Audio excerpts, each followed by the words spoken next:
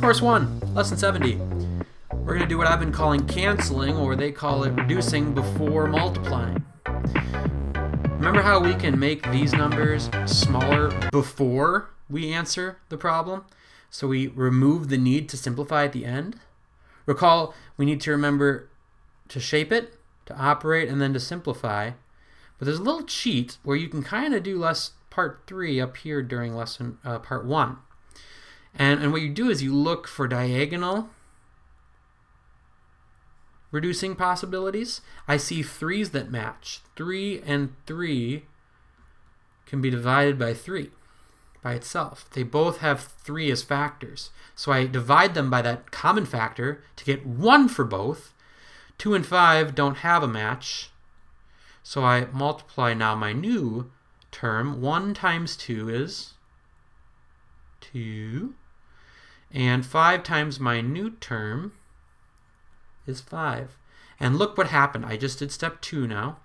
Step 3 is already done because I did it up in step 1. I call it canceling.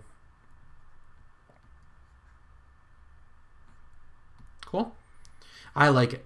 How about this one? Mixed number times a fraction. What do we need to do first to shape it so it's ready to go? 2 times 1 is 2 plus 1 is 3 over 2, or 3 halves. Meanwhile, 8/9 is already shaped. Now we operate. 3 times 8. Wait.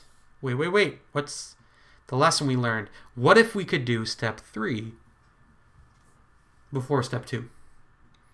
3 and 9 share a common factor of 3. I can divide this by 3 and get a 1.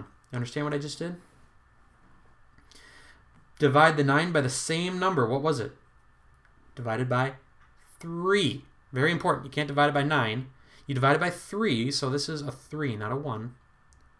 And 8 and 2 are even, both, so they share, for sure, the factor 2. 8 divided by 2 is 4. Look how much easier this is now. I was about to get a 24 over 18 fraction. Instead, I can do 1 times 4 is 4. And 1 times 3 is 3. Now, I do, in this case, have to fix the fact that the top is too big. Okay, sometimes I won't be able to fix that in advance. So let's simplify, so to speak, shape it to make it look right.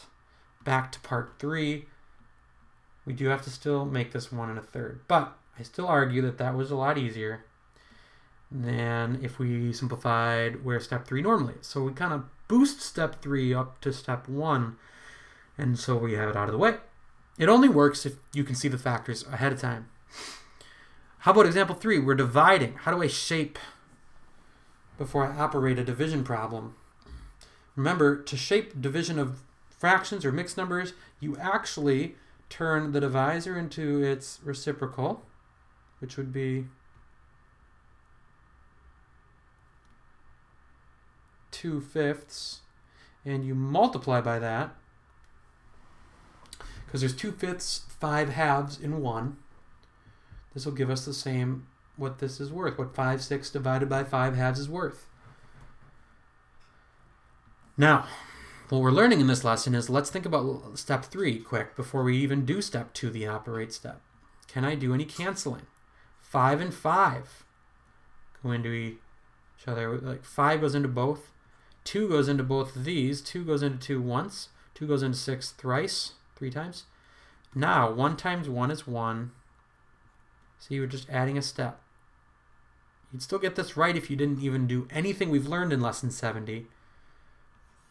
But it'd be nice to know that you've learned something new and you can cancel to make things more manageable before you operate step 2. And then step 3 will only be if you miss something or you need to turn it into a mixed number or something. So there's a review of what we've been doing. Now I'd like you to do B, E, and H, please. Thank you.